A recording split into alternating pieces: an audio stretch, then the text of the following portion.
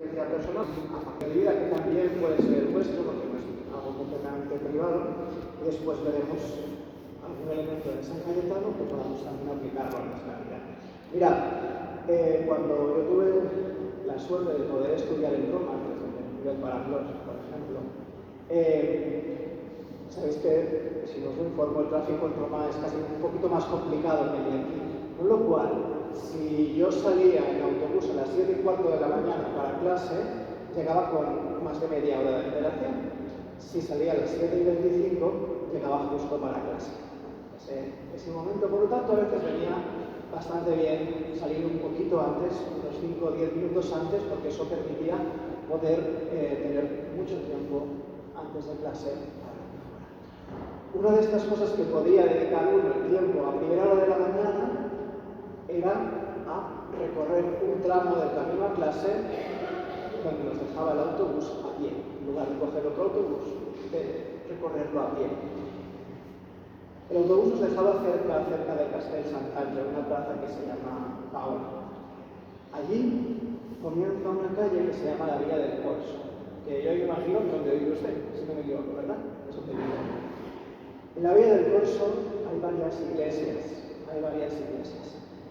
Tenemos, cuando empieza, no voy a decir las todas porque hay muchas, pero está la iglesia nueva de los oratorianos de San Felipe Neri. Un poquito más adelante está la iglesia de San Andrea de la Valle, justamente, que es la curia general de los teatinos. San Cayetano no vive allí porque la construyeron después, pero él estuvo en Roma y estuvo en el siglo XVI, en un momento muy intenso en la vida de la iglesia. Entre medio está la iglesia donde descansa San José de Calasán, San Anastasio. Un poquito más adentro, delante de San Andrea de la Valle, está la iglesia donde descansan los restos de San Camilo. Y si continuamos andando, nos encontramos con el Gesù, que es la basílica de los jesuitas, donde está, entre otros, está San Ignacio. ¿Por qué he dicho este trocito del mapa de Roma? Porque en 10 minutos de paseo, si es a las 7 de la mañana, a las 2 de la tarde mejor no lo hagan, 10 minutos de paseo, uno recorre varios lugares significativos para la vida de la iglesia que nos recuerdan a varios hombres del siglo XVI que vivieron su vida por la iglesia, vivieron su vida, digamos, en un tiempo convulso en el que la iglesia se estaba desgajando en el momento de la Reforma Protestante, y aquellos hombres, como sabía bien San Cayetano, en lugar de achacar, digamos, los problemas a otro lado, en lugar de mirar simplemente para arriba o para más allá, comenzaron la reforma de la iglesia en primera persona. Muchos de ellos fundaron congregaciones religiosas, los teatinos, San Cayetano, junto con otros amigos, los jesuitas San Ignacio, San Felipe Neri, el oratorio, la congregación del oratorio, San José de Calasán, los escolapios, como bien sabéis, o San Camilo, los ministros de los enfermos, para cuidar a los enfermos. Esto nos indica que en aquel momento del siglo XVI había una gran evolución, había una intensidad de vida. Quizá podemos mirar a la iglesia como sencillamente a partir de sus efectos los que sucedían en aquel momento, pero hubo tantas personas en aquel siglo XVI que dedicaron su vida justamente a cambiar ellos de vida, a acercarse ellos al Señor, para después también ayudar a que la iglesia se acercara más al Evangelio. No solo sucedió en Roma, también en nuestras tierras. Pensemos en Santa Teresa de Jesús, en San Juan de la Cruz, en San Juan de Ávila, en San Pedro de Alcántara y en muchos otros. Por tanto, en aquel siglo XVI, en el que, digamos, la iglesia se desgajaba por la parte del norte de Europa, aquí en las naciones del sur había otros lugares, había muchas personas que buscaban una autenticidad de vida, buscaban acercarse al Señor. Y ahí estaba San Cayetano, justamente, y él lo tenía muy claro. Él quería ayudar a contribuir a la unidad de la iglesia y ayudar a rehacer aquella herida que había abierto la Reforma Protestante. ¿Qué hacían aquellos hombres, como San Cayetano, como San Ignacio, como San Felipe Neri? Tenían especial atención por los sacerdotes, buscaban que vivieran en comunidad, buscaban que vivieran una vida sencilla, una vida alegre, una vida marcada por la devoción a la Virgen y a los santos, una vida marcada por la oración, una vida marcada por una intensidad en el culto divino, una intensidad, digamos, en el cuidado de la liturgia. Y por eso eran personas que solamente vivían entregadas en ese lugar al Señor y evidentemente también a los más pobres, a los más humildes, a los más sencillos, con distintos tipos de obras, con hospitales, con escuelas, con casas en las que se acogían a personas que tenían distintos tipos de dificultad. Pensad en San Juan de Dios, que acogía a los enfermos mentales, ¿verdad?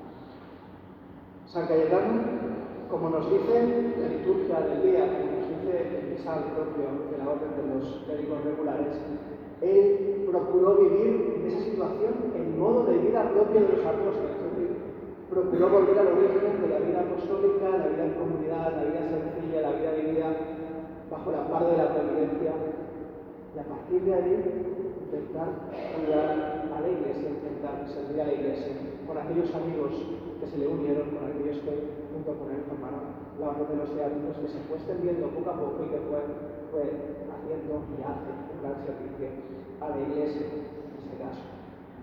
Una cosa hermosa también es que él falleció en Nápoles, tiempo más tarde de haber vivido en Roma, falleció en Nápoles, justamente en un momento de dificultad para la ciudad, en un momento de división, en el cual él era reconocido como una persona muy querida en Nápoles, murió ayudando a poner paz entre aquellos que estaban en discordia en aquella ciudad. ¿Cómo pueden estos elementos que he comentado, propios de San Cayetano y propios de otros santos de su tiempo, ayudarnos también a nosotros? Porque vosotros diréis, bueno, quizá si ellos empezaron por los sacerdotes, empezad vosotros también, empezad los sacerdotes por intentar acercaros más a Señor. Y es verdad, es verdad. Pero todos podemos acoger el impulso de aquellos reformadores y contemplar nuestra propia realidad, que no es la del siglo XVI, sino que es la del siglo XXI, y contemplar también cómo nosotros podemos dejarnos mover por el Espíritu para ayudar a edificar la Iglesia. Y el punto principal es el que os he dicho. Cuando nosotros contemplamos la Iglesia, sus dificultades, la dificultad para estar presente en nuestro mundo, nosotros, en primer lugar, nos abrimos al cuidado de la providencia. Le decimos al Señor, Señor, cuida tú de tu obra, ayúdanos a nosotros a ser custodios de ella, pero cuida tú en primer lugar de tu obra, ayúdanos a vivir con esperanza en la Iglesia de nuestro presente, en la Iglesia de nuestra situación concreta. Y también, como he dicho, cuando queremos cuidar a la Iglesia, cuando queremos ayudarla, siempre es muy fácil mirar hacia otro lado y decir, como en política, como en otras cuestiones, ¿no? Los de arriba, los que mandan, los que están ahí deberían cambiar esto o esto. Pero pensemos también que nosotros, como sacerdotes, como fieles, todos, podemos comenzar a preguntarnos, ¿y yo? ¿Qué puedo cambiar en mi propia vida? ¿Cómo puedo acercarme más al Señor? ¿Cómo puedo reformar mi existencia? ¿Cómo puedo yo vivificar mi fe? ¿Cómo puedo acercarme más al ideal del Evangelio, al ideal de la vida de los apóstoles? Porque nos habla el misal, justamente sobre San Cayetano. Esto en primer lugar. En segundo lugar, viviendo una vida sencilla, viviendo una vida de sencillez. Aquellos sacerdotes, como los primeros teatinos, como muchos otros, buscaron una sencillez de vida, una austeridad de vida. Nosotros, cada uno según nuestra situación concreta y nuestras obligaciones familiares o laborales, nosotros también buscamos vivir con sencillez para que los bienes materiales no se conviertan para nosotros en un ídolo, sino que se conviertan en un medio para nuestra propia libertad, para poder acercarnos al Señor, en este caso. Y prácticamente ya el último lugar, pidamos al Señor también que nosotros, al igual que San Cayetano, intentó poner paz entre aquellos que estaban en discordia en la propia ciudad de Nápoles, nosotros también, como hijos de la Iglesia, intentemos poner paz en los lugares en los que nos encontramos. No siempre es fácil, comenzando por nuestras propias familias, ¿verdad? Pues que el Señor nos ayude también a vivir ese impulso de unidad y de paz, que proviene del Evangelio, la paz que proviene del Señor, la paz que proviene de buscar el bien, la paz que proviene de buscar la luz, la paz que proviene de ofrecer el perdón desde lo más profundo de nuestro corazón. Pues bien, que el Señor nos ayude a nosotros a acercarnos más a Él, que el Señor nos ayude a confiar más en Él, a confiar más en su providencia. Hoy le pedimos a San Cayetano que interceda por nosotros, para que nos dé pan, para que nos dé trabajo, pero sobre todo para que nos ayude también a ser más sencillos, a acercarnos más al Señor, para poder vivir en el tiempo presente de la Iglesia, 500 años después, intentando saber por dónde pasa el Señor en nuestra vida, que es lo que el Señor nos reclama desde la sencillez de nuestra propia circunstancia, para contribuir a la siempre necesaria reforma de la Iglesia para contribuir a hacer presente el Evangelio en nuestro mundo de hoy, comenzando por hacer presente el Evangelio en nuestro propio corazón, en nuestra propia vida, en nuestra propia casa. Pues que el Señor nos ayude, que San Cayetano interceda hoy por nosotros y que la Virgen María, Madre Purísima, Madre de Pureza, también nos ayude a nosotros a decir que sí a la propuesta del Señor, como hizo ella en el anuncio del ángel, cuando le dijo: hágase en mí según tu palabra. Su vida cambió y la de todos nosotros también.